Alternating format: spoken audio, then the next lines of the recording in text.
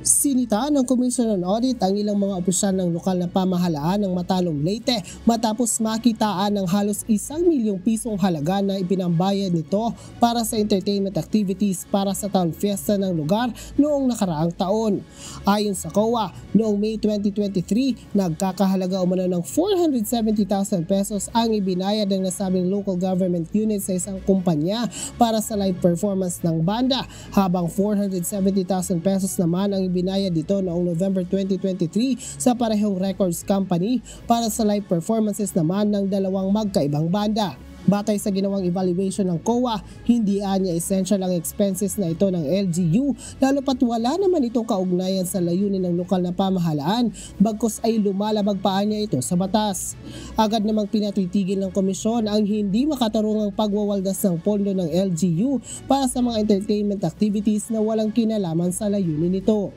Giit naman ng alkalde ng Matalom na si Mayor Eric Pahulio na hindi lang umano para sa entertainment ang dahilan ng pagkuha nito sa live bands, kundi upang maipreserba at maipromote din ang kultura at talento ng mga ito.